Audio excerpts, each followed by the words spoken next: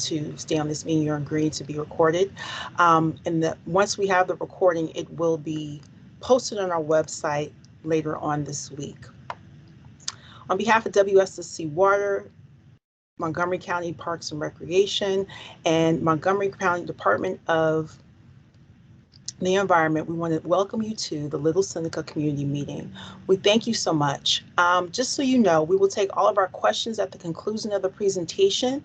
As a result, we have muted everyone within the meeting so that everyone can get a chance to hear exactly what's happening with our presentation. At the conclusion of the presentation, we will press unmute so that you can go ahead and speak.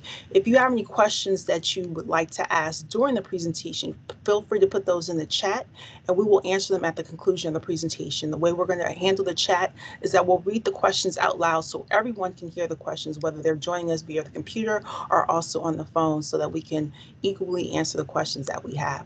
So at this time, again, we want to just thank you for joining us, and I'm going to turn our meeting over to Thomas Hilton, our division manager for our planning division.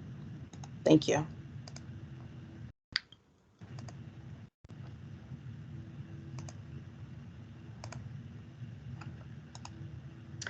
Okay, thank you and good evening, everyone.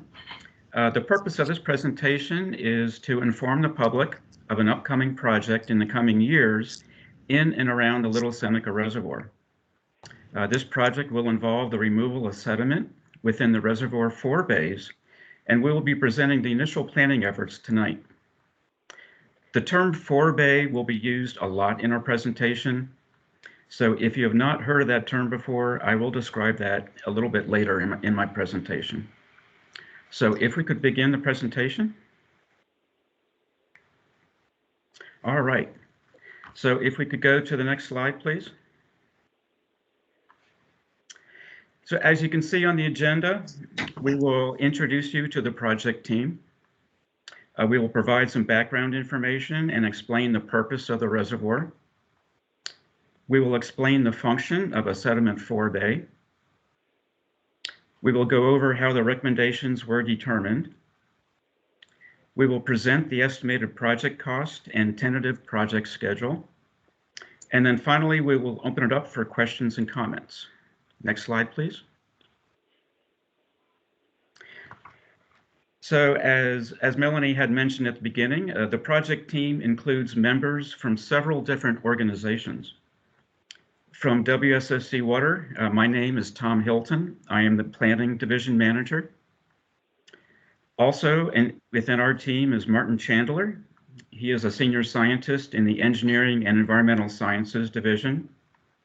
And Alan Savajo, who is the Division Manager of the Facilities Maintenance Division. And he and his team will be managing the design and construction of the project. Members from the Montgomery County Department of Environmental Protection include Stephen Shofar, Intergovernmental Affairs Division Manager, and Nasser Kamazani, a senior engineer. Members from the Maryland National Capital Park and Planning Commission include Doug Stevens, who is a principal natural resource specialist, and Steve Root, who is the park manager of the Black Hill Regional Park. We also utilized our consultant, EA Engineering, to perform the technical work on the planning effort. And this includes Chris Overcash, senior engineer, and Candace Sermon, scientist. Next slide, please. So next, I'd like to provide some background information and discuss the purpose of the reservoir. Next slide. For those of you who are not familiar, the reservoir is located northwest of Germantown in the Boyds area, as shown on this map. The reservoir is shown in blue, and parkland is shown in green surrounding the reservoir, which includes the Black Hill Regional Park. Next slide, please. Put your slides up there, not your pictures. If you all can mute your voice, we'd appreciate it. Thank you. So throughout this presentation, I will be referring to Little Seneca Reservoir and not lake. And the reason for this is that a reservoir is a man-made body of water created by a dam or other means, and its purpose is for a drinking water supply. And that is the purpose of Little Seneca Reservoir. The reservoir was built jointly for the benefit of 3 water utilities.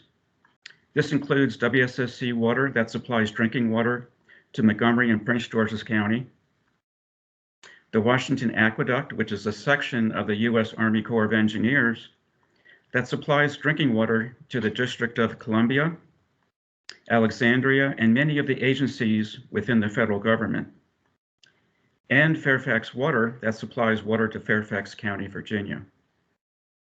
All of these utilities withdraw water from the Potomac River for the majority of their water supply needs. The 3.9 billion gallon reservoir is an emergency raw water supply to be available for use during time of drought when the water available in the Potomac River is not sufficient. During those circumstances, water is released through the dam into Little Seneca Creek, which eventually flows into the Potomac River, and it supplements the river water for use by the 3 utilities. The reservoir was built over a 3-year period from 1983 to 1986, and the cost to build and maintain the reservoir is shared among those 3 utilities, and we all cooperatively agree on the need for water releases in coordination with the Interstate Commission of the Potomac River Basin. Next slide, please. So what is the Sediment Forebay and what is its purpose? Next slide. So now I'll talk a little bit about the forebays. In this map, you can see there's a forebay located where each of the 3 tributaries enter into the reservoir, and that is shown by the yellow asterisks. There is 10 Mile Creek to the west, Cabin Branch in the central location, and Little Seneca Creek towards the east. These are the locations where the velocity of the water suddenly changes from flowing in a stream to a sitting body of water. Any suspended particles in the water that will tend to naturally settle out at these locations. And so these forebays were designed as part of the reservoir to accelerate the removal of sediment at these 3 locations before it reaches the deeper portions of the reservoir. Next slide. In this slide, which is an aerial photograph, we show the forebay of the Little Seneca Creek tributary taken back in 1993. The arrows on the map point to various flow diversions and an underwater weir to more efficiently trap the incoming sediment. You cannot see the underwater weir at this location, but that is the location where it exists. Next slide, please. This aerial photograph was taken in 2018, and you can see how the sediment has been accumulating in the forebay as designed. And interestingly, this photo was taken after a heavy rain event, and you can see the sediment particles suspended in the water in the forebay prior to the submerged weir, but not after. So we know the forebays have been effectively trapping sediment within them. Next slide. During the winter of 2018 and 2019, the reservoir level was dropped to allow work on some culverts beneath Black Hill Drive as it crossed Cabin Branch. In this photograph, with just a 2-foot drop in the forebay water level, you can see a significant amount of sediment accumulation. Next slide, please. So in summary, over the past 35 years, the forebays have been performing well in trapping sediment. In the past, we have performed bathymetric surveys, which are basically underwater surveys, to keep an eye on their capacity, and we always knew that one day the sediment will need to be removed. In 2019, we performed some field surveys, and found the remaining capacity to be 16% in 10 Mile Creek, 29% in Cabin Branch, and 34% in Little Seneca Creek. So it has finally become time to remove the accumulated sediment in the forebays so that they can continue functioning as required. And at this point, I would like to hand it over to Chris Overcash with EA Engineering.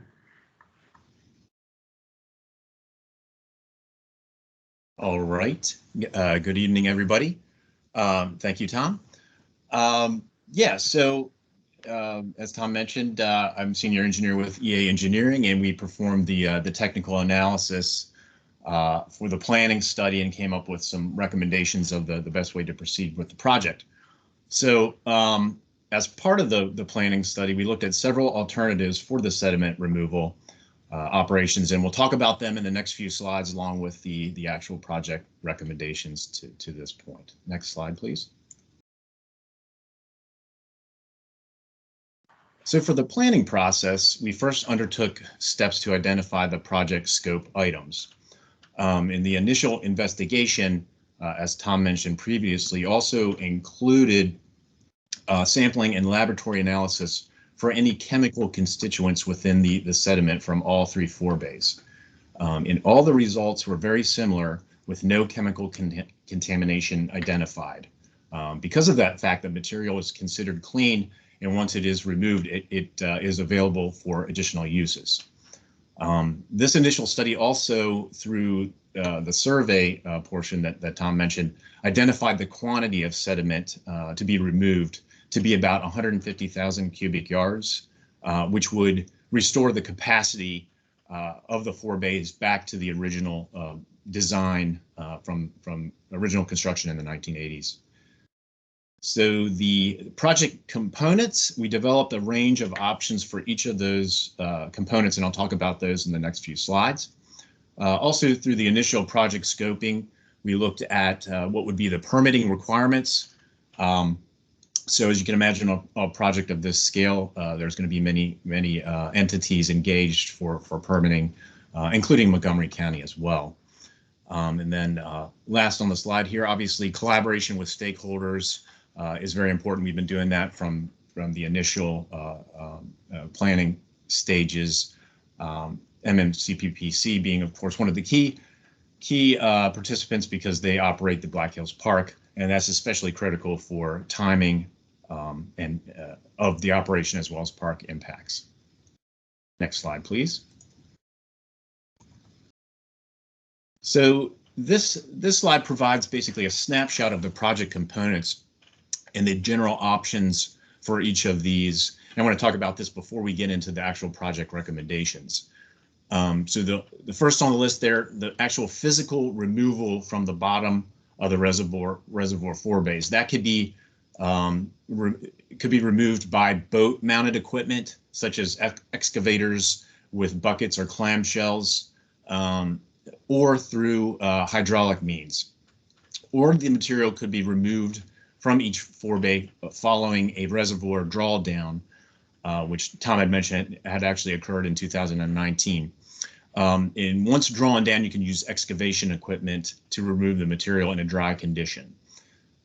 Next project component there, the access to each forebay and then transport of the sediment out. So once you've gained access to the forebays, and I'll talk about options for that in a couple slides, then you could either pump the material through pipelines to a central location or haul the material using dump trucks or other types of vehicles. The next item on the list, dewatering. So this item is necessary to have completed before moving the material to a placement site. For this operation, you can stockpile the material to allow it to drain or dry through gravity. And this could be done in the actual forebay itself as you're removing the material or in adjacent areas. You can also dewater the material using mechanical devices such as filter press or cyclones. And the final project component, sediment disposition. So again, as I mentioned on the last slide, The material is of value because there was no chemical constituents identified in the sampling. So reuse of the material is definitely an objective. So some of the objectives for reuse could be transporting to a nearby properties to use as either a soil amendment or for land improvement, or to transport to construction projects, and or for uses such as applying landfill daily cover, which requires soil on a daily basis. Another option is to blend the removed sediment with other topsoil for placement at other sites. Next slide, please. So besides the main components, there are, of course, a wide range of project considerations to review for a sediment removal project. So this slide provides an overview of the ones that we've looked at in the planning process. Also, at this point, I would like to point out that throughout the planning process, the team has been focused on reducing or looking for the opportunities or alternatives that are going to reduce any environmental impacts. So those would be things like making sure that noise reduction is considered if noise is an issue for certain types of equipment. Of course, impacts to the park, as well as any impacts from transport of the material over roadways. So we've been cognizant of these and are focused on looking at those and reducing any impacts as we go forward. So then, just to review some of those project considerations, we'll go down the list quickly here. The first one there, water supply impacts. So if you're removing material and removing the sediment, it can get suspended in the water if you're actually removing it while the reservoir is at full capacity. So that's a consideration. There's ways to deal with that, but that's just one thing that we've looked at. Recreational impacts, of course, there could be impacts to trail usage and reservoir use itself for things like fishing or boating that would have to be assessed going forward. Transport of the sediment. So this is this can be a very costly aspect for a sediment removal project because it's associated with movement of the material. So it is best to reduce transport distances when possible, which would then, of course, reduce trucking time on roadways as well. Stream flow is another important consideration for this project because, as Tom pointed out, we have 3 streams that are entering the forebay. So we have to make sure that those streams are able to flow during the operations. And so the streams will be maintained during the work. And we will also, you also need to consider storm runoff as well. Time of year, obviously a big consideration. There are a wide range of variables affecting the time of year of the operation. And these include, of course, the recreational impacts. There could be permitting requirements depending on the final chosen removal methods, as well as equipment considerations. There are certain equipment that, for instance, will not operate effectively in below freezing temperatures. Next item on the list, debris in the forebays. So this actually is a rather significant consideration for this project. As you can imagine, forebays that have been in operation for 35 years, there's a lot of debris that has accumulated in there, a lot of woody debris over time. But also, the reservoir itself has tree stumps that were left to remain during construction, and the reason that was done was to provide aquatic habitat for fish species once the reservoir was completely filled, which is a good thing, obviously, but that restricts the ability for moving on water or vessel-based excavation equipment. So especially in a drawn down condition. So that was a major consideration here in the planning stages. Construction access, also a big item, finding the best and least invasive way to access, and we'll talk about that in the next couple slides. The duration, so the overall time to complete the project is going to be affected by the methods chosen for each of the project components. and we looked at that. So, but during the planning, we have sought to minimize the duration, but as you'll see from the scheduled discussion in a couple slides, it's still expected to take from 1.5 to 2 years to complete. And cost considerations, so these were obviously taken into account. However, based on the whole list on this slide, it obviously wasn't the only consideration. And then again, permitting requirements, there could be time of year restrictions, restrictions on the use of the sediment, and things of those nature. So those were all considered. So next slide, please. So the next 3 slides basically provide a quick summary of the recommendations of each of the project components for the full project. So, and this is the first of these, and the recommendation for removal of the sediment is actually to perform it in a reservoir drawn down condition. So through modeling, we're able to identify that reduction of 16 feet from the normal pool level would still allow adequate emergency water supply, and at the same time, the 16-foot reduction would allow all 3 of the forebays to be completely dry. So that's the minimum amount of drawdown needed to accomplish that. So that we found again through the planning that it would be the most expeditious way to remove the material. And also minimize the disruption of park use. The other benefit there, just so happened, was also the least costly from a planning standpoint. And you can see a photograph on the right of a typical sediment removal operations during a drawdown. So, all right, next slide, please. So this talks about the recommendation for access to each forebay and the transport of the sediment. So we looked at various options for accessing the forebays. We found that this was going to be least environmentally impactful, as well as reducing any community impacts, and again the most expeditious. So what we found was supplying access routes into each forebay was going to be the most effective. So Cabin Branch, which is again the forebay that's located centrally, it has an ease of access because it's right beside Black Hill Road. In fact, there's a causeway that goes right in front of it. So that would be easy access for the construction contractor to get in there and to remove the material.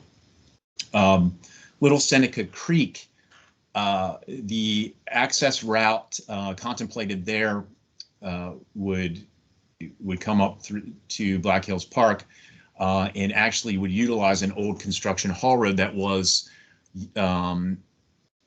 initially put in place to construct the reservoir in the 1980s. So it would basically be rehabilitating that access route to, again, move trucks with the material out of the area. 10 Mile Creek, this is also a similar situation to Little Seneca Creek. There was an existing road there that was used for construction access, and again, we would rehabilitate that to allow for removal of the sediment. And so, again, that should minimize environmental impacts to those locations. And next slide, please. And so on my final slide here, we're talking about the recommendation first for the sediment dewatering. So the recommendation here is actually to stockpile the material in the forebay for gravity dewatering before moving it to a final disposition location. This could also be accomplished on adjacent lands if additional capacity is needed. And those areas would have to be further identified. This would by far be the least disruptive. The noise would be minimal. One thing to note is, mechanical dewatering that uses mechanical devices such as the filter press those are very loud pieces of equipment. So they are much more costly and loud, so we wanted to definitely stay away from those if possible. So this way gets us to the less impacts and also less land disturbance. And again, as luck would have it, it's also the least costly. So it all works out from that aspect. Last project component here, the final disposition for the sediment and its reuse. And again, to reiterate, the sediment is not a waste material. We found there's no contamination and will have, great potential benefit for reuse. So what we found for the #1 recommendation is to utilize the material as a soil amendment or land improvement on MNCPP property or nearby farmland or agricultural land. This would be least costly from a transport aspect because these locations are in close proximity to the reservoir. I should say this recommendation is still dependent on further testing and approval. There are certain additional tests that will be executed through the design stage. Again, we're near completion of the planning study, but it'll be moving into design soon. And so there'll be additional approval through Maryland Department of Natural Resources, Maryland Department of the Environment, as well as the Maryland Department of Agriculture. And there are going to be additional tests done this time to ascertain the applicability of the material for application to farmland, which it will be possible. It just may need to be mixed with other material, but we have confidence that that land application for agricultural uses will be an opportunity moving forward. So besides those recommended items, the other alternatives under consideration are to potentially use some of the material for landfill capping at the Goody Drive landfill project. We're not sure that would align with that project timing, but it's still a possibility. And then we're also looking into producing topsoil using the material, blending it with organics for use, again, as topsoil for agricultural uses or at public facilities or even private locations. And so with that, that's the list of the recommendations that we've come up with through the planning study. So at this point, I'll turn it back over to Tom to discuss the last couple items before we open up for questions. Thanks, everyone. Okay, thank you, Chris. Next slide, please. Okay, so cost and schedule. At this time, based on the preliminary work effort, we estimate the cost for this project to be between 20 and 25 million. And this value will be refined as the design of the project progresses.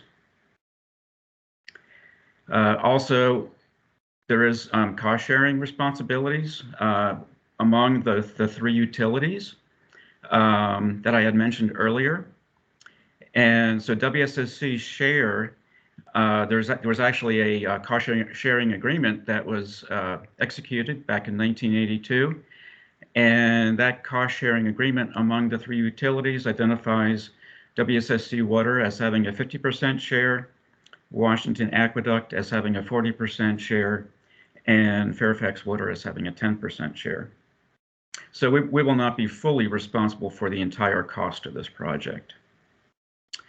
As far as the schedule goes, I would like to note that the schedule is tentative and is subject to the availability of funding. It might be affected by permitting. The schedule might be affected by weather and other factors that could crop up during the project. For now, it's estimated the design and permitting will occur from fiscal year 2023 through 2025. And construction would occur in fiscal years 2026 and 2027, with post-construction monitoring in 2028. And you might ask, what's post-construction monitoring? That's monitoring the condition of the reservoir and the environment after the project is completed to make sure it meets all environmental compliance requirements that were imposed upon the project. And again, this schedule is based on the assumption that fiscal year 2023 funding gets approved as requested by both counties. And I make this point since both Montgomery and Prince George's County approve our budget every year. So that concludes my presentation, but I would like to note that additional meetings will occur in the future after the design gets underway. And I would also like to note that several of you in the audience that might have asked or proposed to ask some detailed questions, many of the questions we might not be able to answer today because so far the work effort has only been at the planning level. So we don't have a lot of details that some of you might be asking of us. However, we needed to perform the work at the planning level so that we know the basic means and methods on how to approach the project. And as we mentioned earlier in the presentation, please be assured as the design begins, things like noise, environmental compliance, and community impacts will all be evaluated as part of that design process. So we value your input and your comments, so please send them to us at the email address provided. If you have additional questions after this evening, you're welcome to send those comments to www.wsscwater.com/Little Seneca. And with that, I would like to turn the meeting back over to Melanie. Thank you, Tom. So we do have a few questions that have come in via the chat, and we will start to answer those. The first that I want to let everyone know is that a copy of this presentation will be available online tomorrow at wsscwater.com/Little Seneca. We will post the presentation there as well as the recording of the meeting. And next week we'll be posting this presentation, and it will be interpreted into, translated into Spanish, and will also be posted there. So for those of you who are joining us via phone, or if you want to just look over the presentation for maybe some of the slides that you've missed, please feel free to go to wsscwater.com/Little Seneca. So now we will start with our questions that we've gotten, and we've gotten some great feedback through the chat that we wanted to start. So the first one is, who do customers contact about algae and the overall health of the reservoir? Tom, with WSSC Water. Tom, can you answer that question for us, please? Yes, so with us this evening is Martin Chandler, and Martin Chandler performs sampling of the water within the reservoir. So if you have any information that you could share with us this evening. Yes, hello, good evening. My name is Martin Chandler with the Environmental Sciences section at WSSC Water. My section is responsible for facilitating the bathymetric surveys, as you mentioned earlier. And in addition to that, our section conducts water quality monitoring of the water in the reservoir on a quarterly basis. So in like March or April, and in the summer, and then in the autumn, we go out and take water samples and test them. So we have a very long record now, maybe 10 or 11 years of water monitoring results that are available if anyone would like to see those results. And Martin, if they have a question directly for you related to the algae and things, can they follow up with you? Is there an email address they can contact you at? Yes, I have an email address at WSSC Water. It's my first name is Martin.Chandler, CHANDLER, at wsscwater.com. I'm very happy to respond to any questions about this matter. Thank you, Martin. And then also additionally, so you all know, when you go to wsscwater.com/Little Seneca, there will be a space on there for you to go and join our mailing list related to this project. So if we have any other upcoming community meetings and just to be updated on the project, we'll be able to add that at that time. So Martin, someone's asked that you put your contact information in the chat. Thank you so much. So our next question will be, there's a bunch of questions. Would a lot of trees have to be cut down around the reservoir? Tom, do we have that information? Well, I can answer some of that. So as I mentioned, a lot of the details have not yet been determined. So the exact limit of disturbance of the construction has yet to be determined. That will be determined during the design and permitting process. However, if we could, well, I'm not sure if we can go back to the slides, but one of the slides showed the access to the 3 different forebays.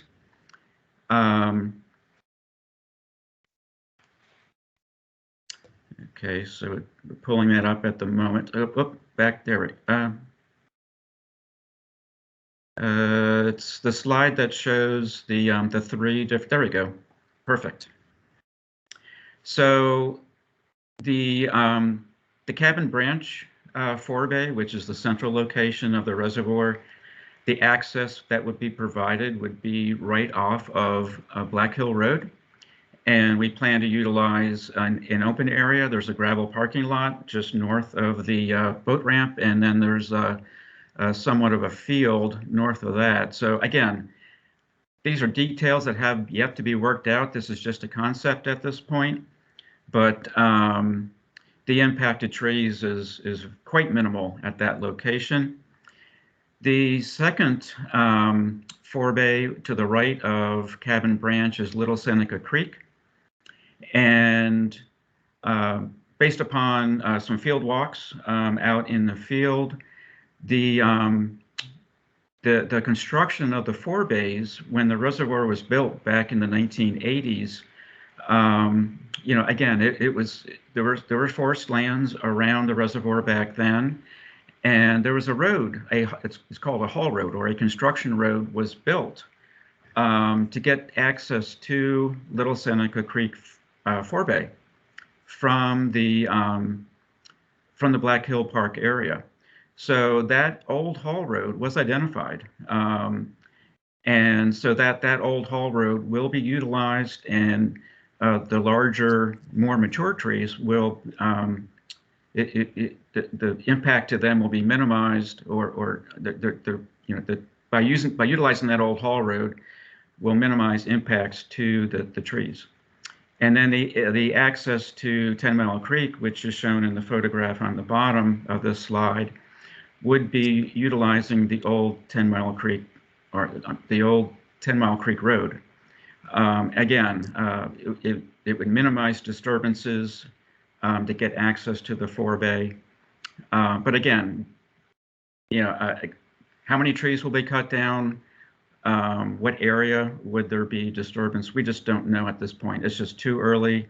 All good questions, but as we move forward with the design, that information will be better understood.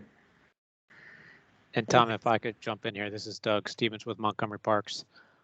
Yeah, I think appreciate your response to that, Tom. But just so everybody knows, you know, Montgomery Parks is, as WSSC has mentioned, has been working hand in hand on the project so far, and we will continue to do that. And we actually have a long history of working, you know, with WSSC on all types of projects that occur on parkland, and we have a lot of different methods that we can use to avoid and minimize the impact to trees.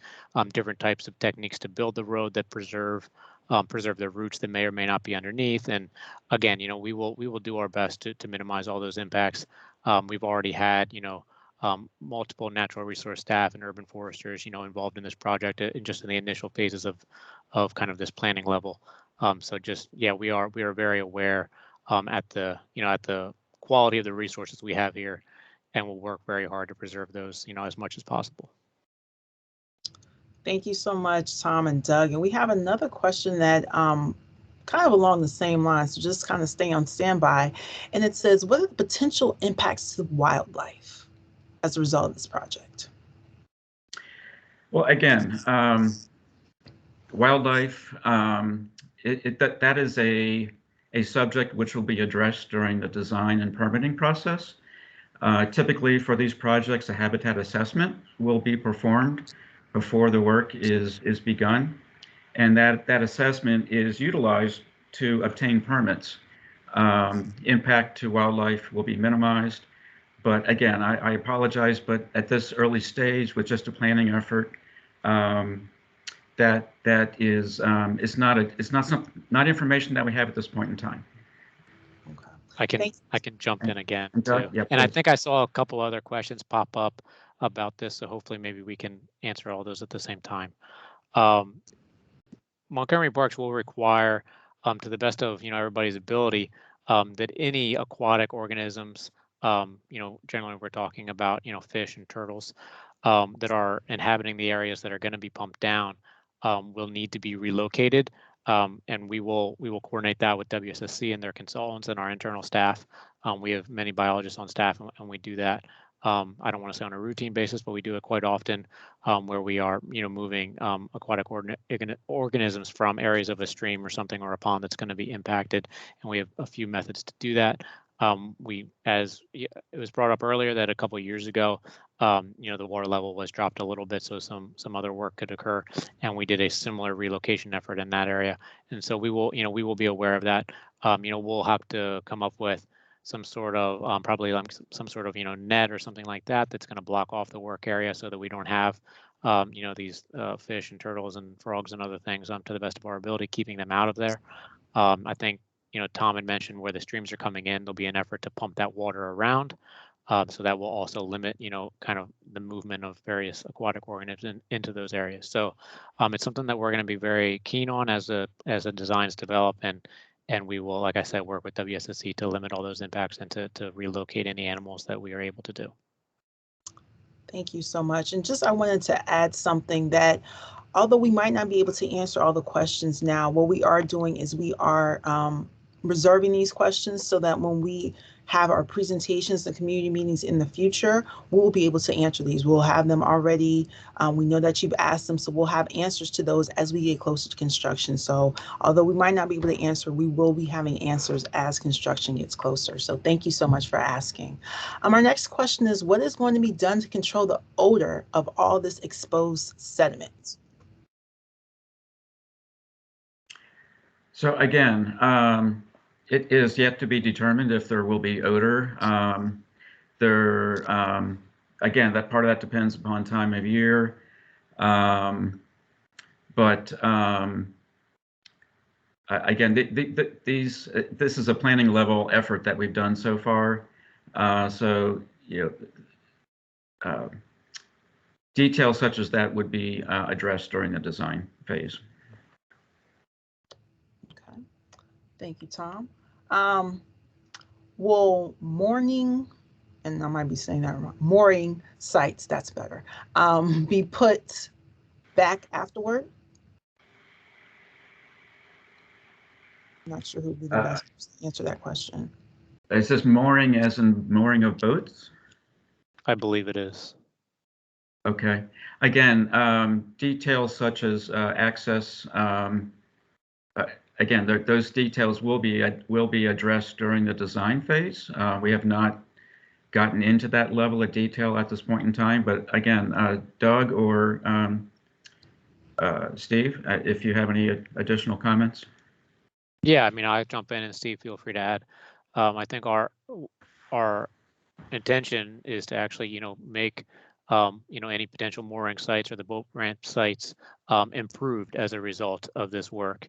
So any mooring sites that are existing, I think our intention would be to put them back and kind of reinitiate them, at their current condition or better at the conclusion of this project. That's correct.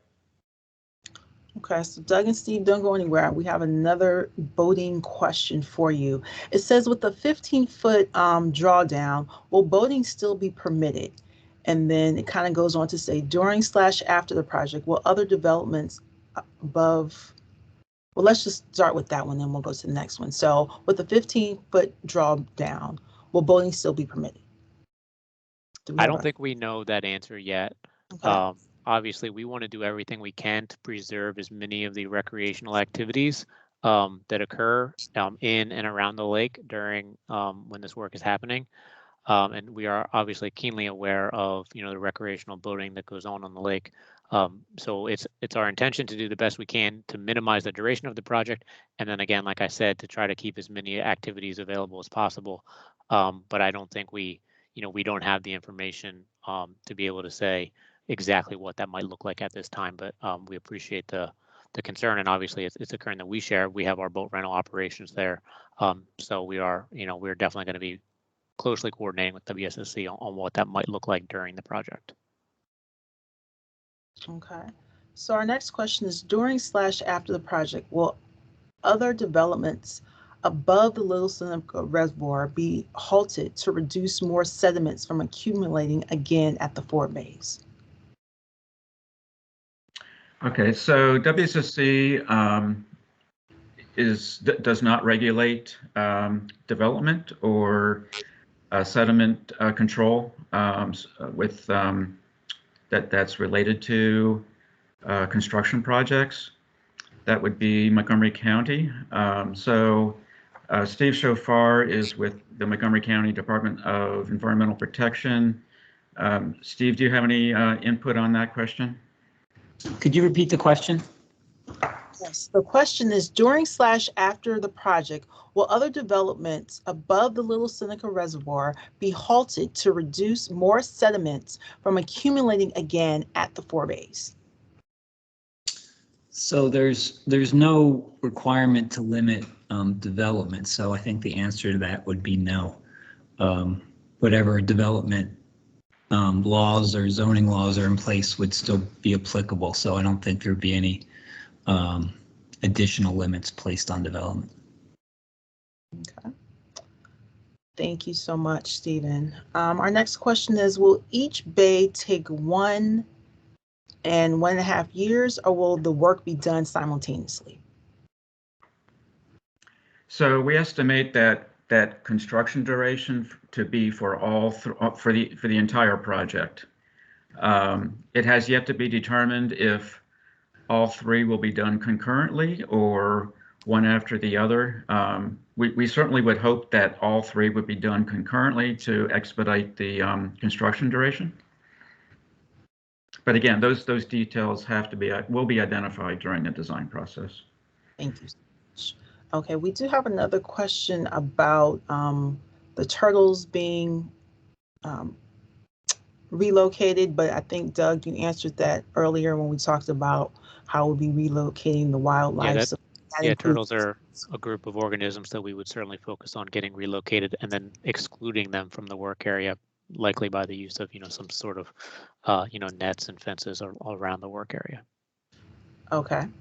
It says, will consideration be given to other areas for sediment removal, i.e. the creek feeding from Watcher's Landing near Winder is filling up with sediment also?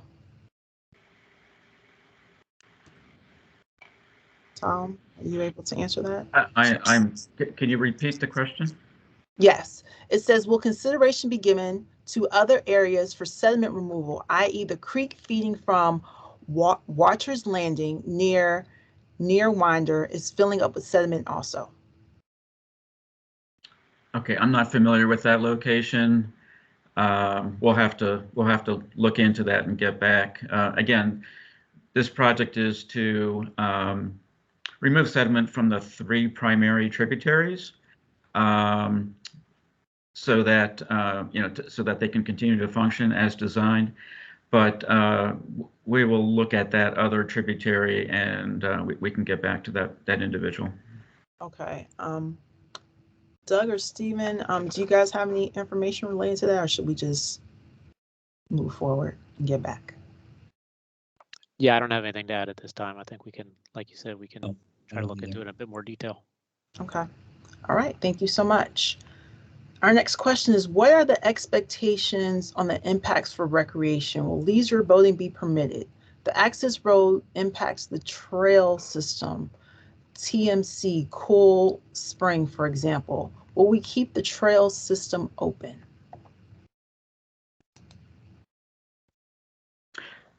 So I would defer that to Marilyn, to either Doug Stevens or Steve Root, but obviously we would try to minimize impacts to the trail network as much as possible. But again, this is another detail that will be identified during the design process. These are all very good questions, but the level of detail has not been determined at this point in time. Yeah, there was a couple questions there. I'm trying to find that one in the chat. Or if you can just read it again, maybe I could add something to Tom's response. It says, what expectations on the impact for recreation? Will leisure boating be permitted? The access road impacts the trail system, TMC, Cool Water, for example. Will we keep the trail system open? Okay. I think we got to the boating thing. You know, we're aware of those concerns, and we're going to do our best to limit those impacts. As far as the trails go, it's the, you know, it's like Thomas said, it's early in planning for this right now. We are going to do our best to keep all of our trails open and to limit the use of those for, you know, the access and haul roads so that we limit those impacts. And then where we can and we must, we would provide a detour. But for example, you know, getting over to the Little Seneca Forebay, like Tom mentioned, we're looking to utilize the historic access road instead of using, you know, the existing trail system. So that all we have to do is cross the trail system and have a much smaller impact on that trail system rather than, you know, utilizing the trail system and having to close it for the haul road usage. So yeah, we will certainly try to limit those impacts to our trail system so that the, you know, our recreational users can still, you know, have as much usage out there as possible. Okay. We have another question along those same lines that says, why not use, and I'm not sure what WRT means, why not use the recently built biker/hiker road, I guess for access road? Yeah, I think so. That's, I think, the answer that I just said, because we're going to try to limit those impacts to the trail so that those trails can remain open and be utilized. And because in that particular instance, getting to Little Seneca, the original construction and haul road provides fairly direct access. So that's, you know, that's going to be a more direct way to reduce impacts overall to the park. Okay, the next question is, we are not familiar with the old haul road. Is this a steep rocky road or the switchback that goes to the new extension path? The trucks will go over the bridge. Will we be able to, and that goes back to hike up to the park? That was kind of a complicated question. Do I need to? No, I see that one in front of me. I'll take a stab at it. You're probably not familiar with the old haul roads, especially you know, where they're kind of within the forest area, because they don't look like a whole lot at this point, having been used, you know, about 30 years ago. You know, vegetation and things of that nature have grown up, but, you know, we were able to identify them on aerial photography and then find them in the field. And luckily they, you know, other than, you know, some underbrush and honestly some weedy species growing in them, there's not a lot of, you know, larger trees that have grown on the haul road. So like Tom was saying, we believe we'll be able to kind of revitalize that and really reduce overall impacts to the terrestrial resources. But it's probably not something that's easy to see if you're just, you know, out there enjoying the park, and that's a good thing. And we'll try to, you know, have that as the situation, you know, after we're done too, restore those things so that, again, they blend back into the environment. I think the bridges might be referring to maybe over at the 10 Mile Creek Forebay, and that area is a little bit more complicated to get to. We have a pedestrian bridge, if that's the one that is being referred to, and that would not be used for construction. You know, we'd have to set up a temporary haul road bridge in order to be able to access that area. Okay. Right. Did you have anything to add? Okay, good. No. All right, so this one I believe is for you, Tom. It says, can the public be invited to a field walk as you get further along, I guess, in the design process? We will have to coordinate that during the design process. Again, it's too early at this point until that actual work begins. But I will certainly pass that on to the design team when we get to that point. Okay. And then we have a suggestion that suggests that all locations related to this effort be mapped out in Google Maps and made public. This will reduce confusion regarding exactly where everything is going. So we thank you for that suggestion. We will have, as Tom said, the design process goes on. We will be able to have different and clearer maps to be able to share with the public, both and with our partners. That's why we're working closely with WSSC and Montgomery County Parks and DEP, so we can all share this information to all of the users as possible. It says, next, can you please put the chat box in the link to sign up for future meetings? So just so you know, when you're going to sign up for the future meetings, as we said, tomorrow you'll be able to go to wsscwater.com/Little Seneca, and there you will be able to provide your contact information. And if you weren't able to submit any questions today, you can submit questions there, but you can also go there to join our mailing list regarding this project. Our next question is, and I think we've answered this one, it's another one about the trail closures in the area. They talked about the 10 Mile Creek Trail and the Cool Springs Trail, expectations for closures. So Doug, I believe you said it's a little early for us to be able to tell how that's going to impact the trails. Yeah, that's correct. It's too early to say exactly, what those impacts might be. But again, we're going to do the best of our ability to limit those impacts, limit closures and detours, provide detours when needed. But ideally, keep as much of the trail system around the lake open as possible, I think would be our plan at this point. But again, once we have better ideas of the design and, like Tom said, the overall, limits of disturbance and things of that nature, we'll be able to make better decisions. And I think, be able to better articulate that in, upcoming public meetings when we have a bit more information. Thank you so much, Doug. It says, does the engineering analysis take into account effects of the drawdown on water levels in nearby wells? That will be evaluated during the design process, but we don't foresee any concerns about that. Again, this is a drinking water reservoir. It holds 3.9 billion gallons of water, and it is designed to release that amount of water in case of a drought situation. So there have been releases in the past, and we have not heard of any complaints from that situation. Okay. And Tom, this one is for you again. Can you provide the rationale for why 15 feet lowering of the water level is necessary? Was it the approximate depth of material that will need to be removed, or the overall square mileage? So the reason for that 15-foot depth drawdown is to achieve a dry condition within each of the 3 forebays, because as the terrain, the underwater terrain of the reservoir, it obviously, as you get towards the center of the reservoir, the depth of that bottom surface goes deeper and deeper. So in order to get past the weir, the submerged weir of all of those 3 forebays, it would require that 15-foot drawdown to get them into a dry condition. All right, so our next statement is, interfering with the trail system will have significant impact on the adjacent community. So this is very important. This is a very important issue to address head on, not a side issue. Minimal disruption to the public's use during the project of this length is essential. And I believe we will all be taking that into consideration as we're looking. Doug, I see your mic went off. You had something to add?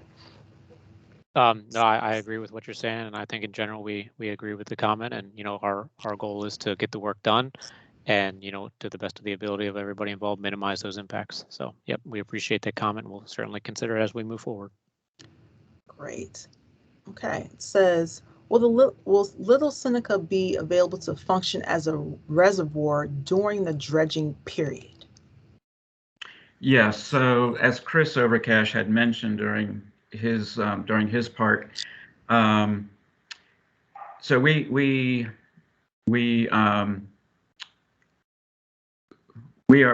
team up with the Interstate Commission on the Potomac River Basin, and they have a hydrologic model of the Potomac River, and that model includes all of the reservoirs that are part of the coordinated water use system of all three utilities.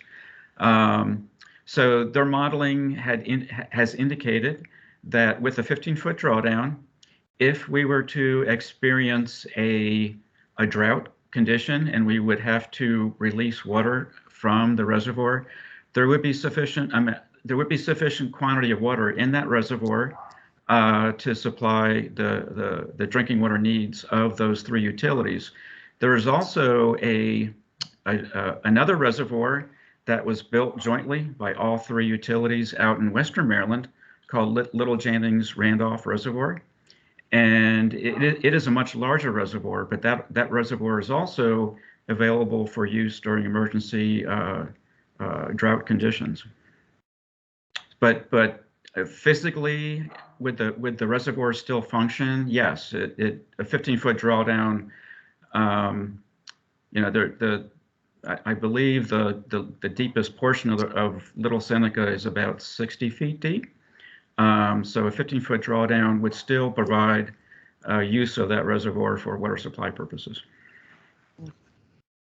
All right, this question is for either Steve or Doug. It says, would it be possible to put some temporary docks in the water for small boat usage?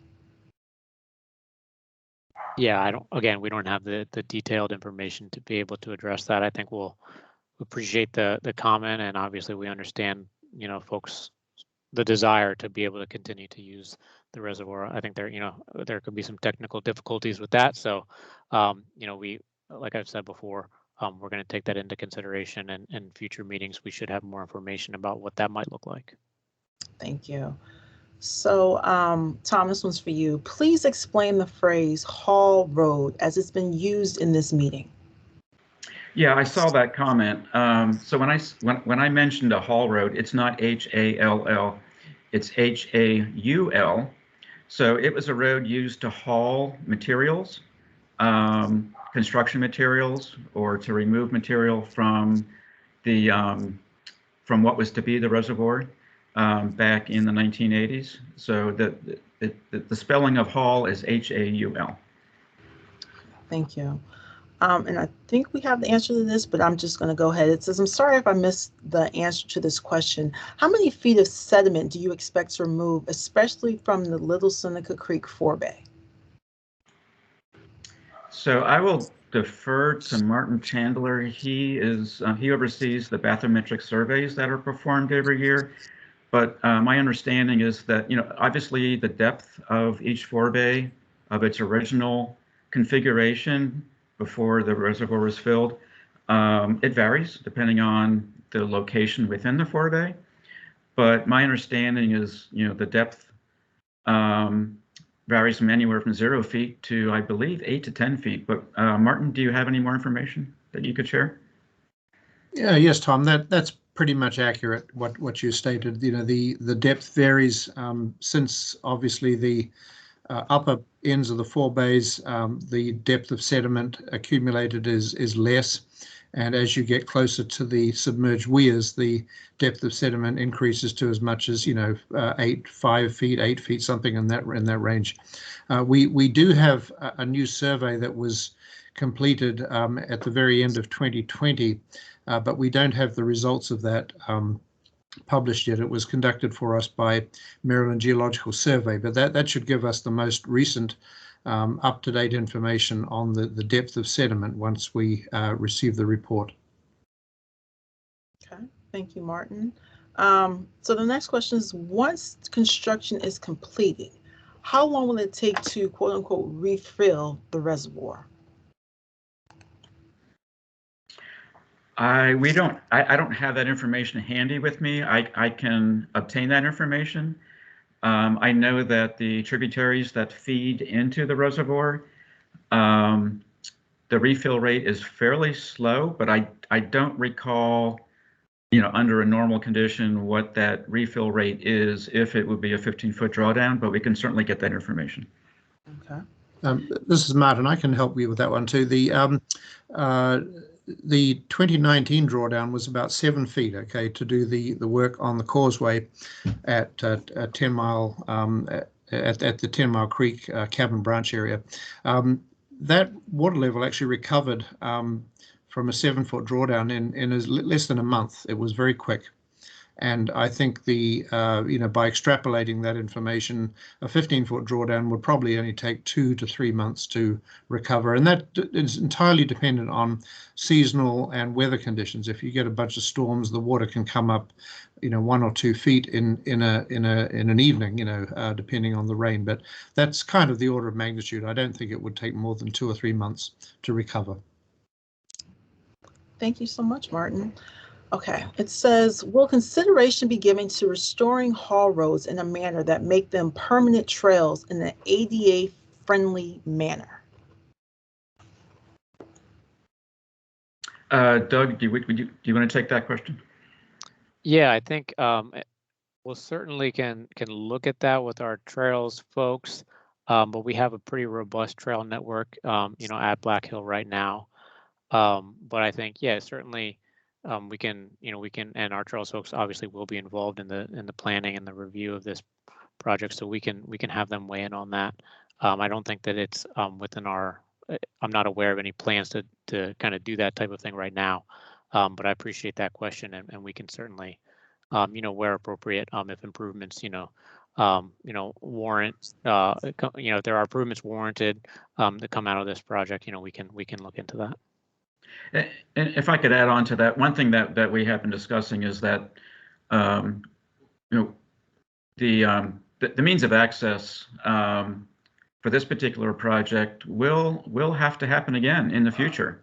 Whether it's 35 years has yet to be determined, but whatever means of access that we utilize this time will likely be utilized again in the future.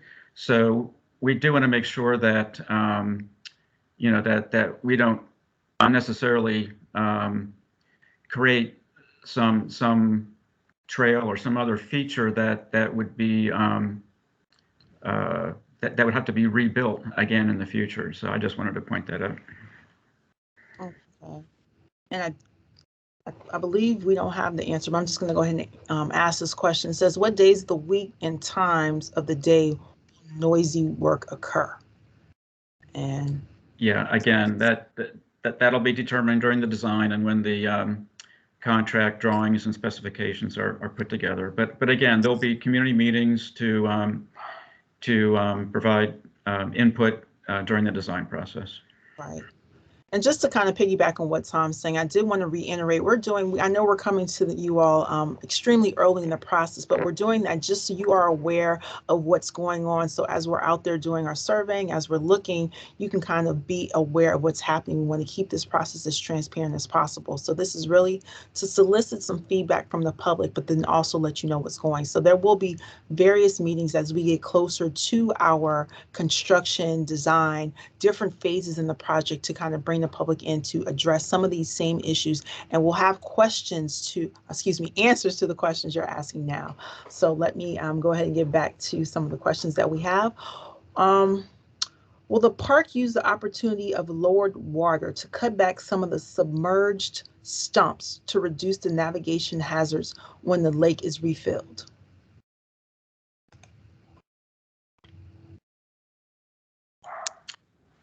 I think we can consider that request. I think a lot of the submerged woody material provides really important habitat to the aquatic organisms, especially the fish and the turtles that live in the lake and that are actually are part of some of the recreational opportunities as far as fishing goes.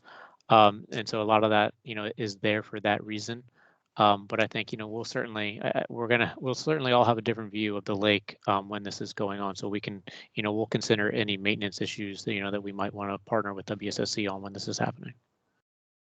Okay, and are there options that could avoid or lessen the 15-foot drawdown? Tom? Well, the as I said earlier, the 15-foot drawdown was was required in order to perform the construction in a dry condition. As Chris Overcash had mentioned earlier, there would have to be other means of construction and dewatering the sediment, because otherwise the construction just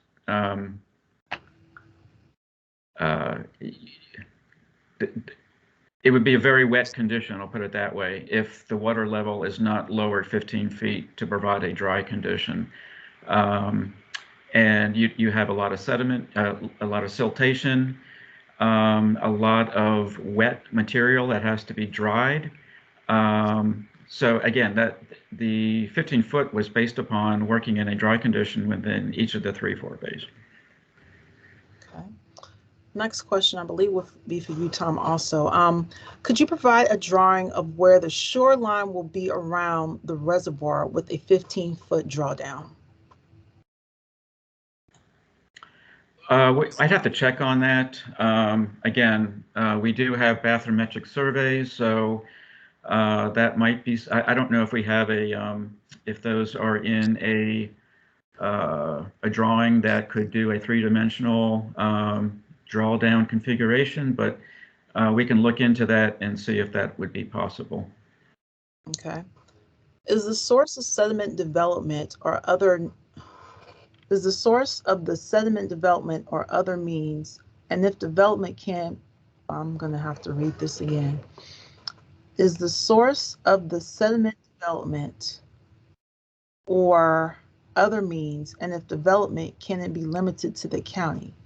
I'm not sure I understand that question. Yeah, I think the question is the source of the sediment from development or other natural means? Okay. We don't have specific information on that. What I can tell you is that there is quite a bit of farmland that surrounds the reservoir, and the actual source of each particle that enters into the reservoir, that information has not been studied. But with any reservoir, I mean, you do expect sediment transport. That's just a natural occurrence. And whether it's from farmland or from other man-made activities, that's again that level of evaluation has not been performed. Okay.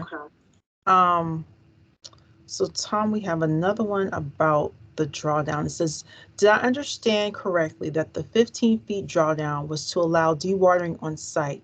What would it be if the dewatering could be done elsewhere?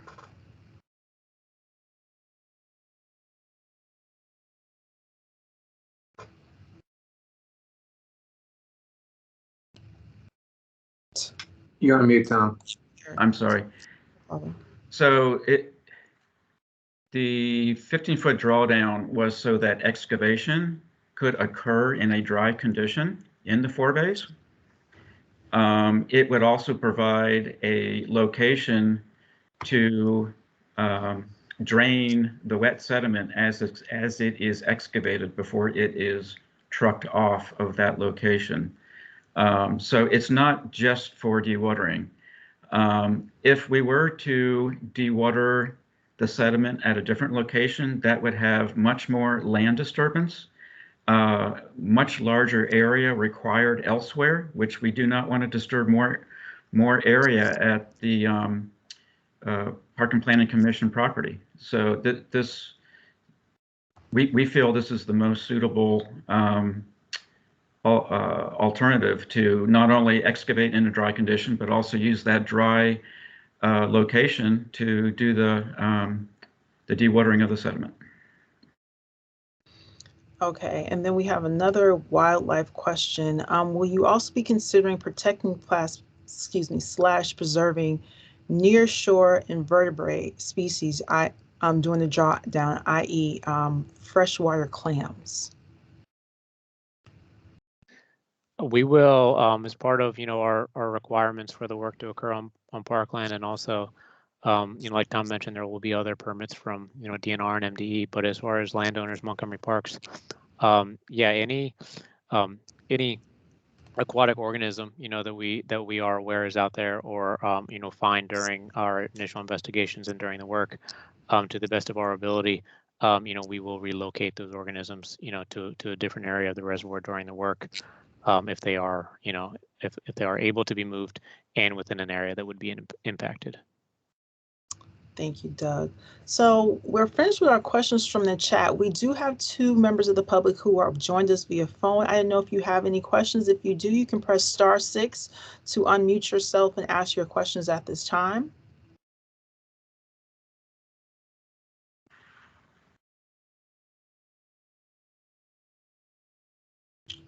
Okay. So if we have no additional questions, I know everyone kind of got in at the chat a little bit, but if you have, is there any additional questions before we conclude our meeting? We want to make sure we've answered what we can during this time. As we've stated, we are available to answer those questions. Chuck, I don't know if you could go ahead and put up our slide with the contact information for both WSSC Waters, where we'll be receiving comments, and then if you have questions directly from Montgomery County Parks where you can send those comments, then that would be greatly appreciated. Once again, we want to thank you so much for joining us this evening and for giving us your hour and 15 minutes. We know that you all have very busy lives, so we do appreciate you taking the time to ask some very thoughtful and insightful questions that we will be incorporating in our design and construction process. So once again, we thank you for joining us. Tomorrow, as I stated, and later on in the week, we will have this presentation available at wsscwater.com/Little Seneca. We will also have this recording available if you want to view it later or share it with any more of your environmental groups. If you want to reach out directly to Montgomery County Parks and you have any questions for them, you can reach out to their public relations and community engagement manager, and she will answer any questions that you have. Both of our contact information are on the screen. So again, we thank you, have a good night, and we look forward to working with you again in the future and keeping you informed about the work that we're doing to serve the residents of Montgomery and Prince George's County. Thank you so much. Have a good night. Goodbye.